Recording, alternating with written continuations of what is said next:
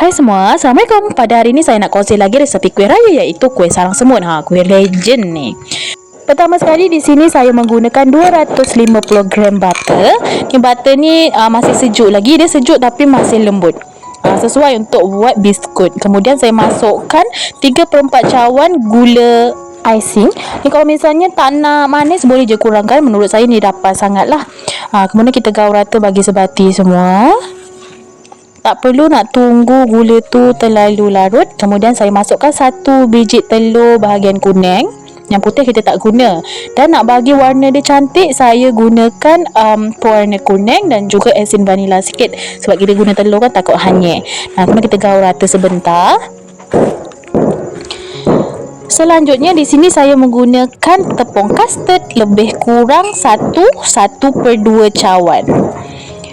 Ni kita masukkan sikit-sikit sambil kita menggaul supaya mudah lah. Kalau kita masukkan terus sekali susah nak gaulnya. Kemudian di sini saya menggunakan tepung jagung lebih kurang 1 cawan. Ni lah yang buat sedap nanti tu. Yang buat kita punya kuih tak jatuh. Dan juga crunchy, cantik je bentuknya nanti. Sama juga kita masukkan sedikit demi sedikit sambil digaul.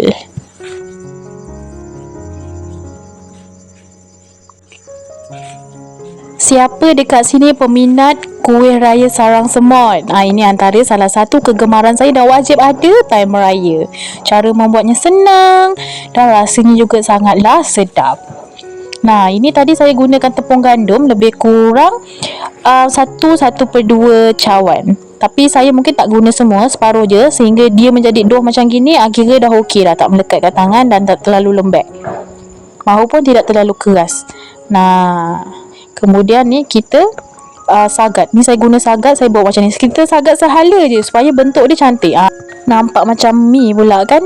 Teruskan aktiviti kita ni sehingga habis. Tapi ni saya buat sikit demi sedikit lah sebab takut tak cantik pula bentuknya. Ni kita dah boleh ambil sedikit dan kita masukkan dalam cup kecil-kecil macam ni. Barulah cantik nanti untuk kita hidangkan. Masukkan semuanya sampai habis. Kemudian di bahagian atasnya saya nak letakkan chocolate rice. Kalau nak guna yang warna-warni tu pun boleh juga, tapi nanti tak nampak lah macam semut kan. Kalau guna chocolate rice tu nampaklah macam ala-ala semut gitu. Sama macam tadi, lakukan proses ini sehingga habis. Nampak lebih kurang macam gini lah bentuknya, cantik kan. Sekarang kita akan bakar pada suhu 160 darjah Celsius selama lebih kurang 20 minit. Ni dia setelah 20 minit. Tuh, nampak tak cantik je bentuknya, tak jatuh sangat. Dia jatuh juga tapi taklah jatuh sangat kan. Dia punya bentuk tu. Ni sekarang kita tinggal sejukkan sebelum kita masukkan ke dalam bekas.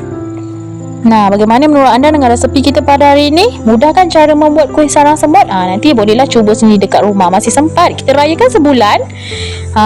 Jadi saya harap anda suka dengan video kali ini. Dan kalau suka jangan lupa tekan like and subscribe for more video. Jumpa lagi guys, bye bye.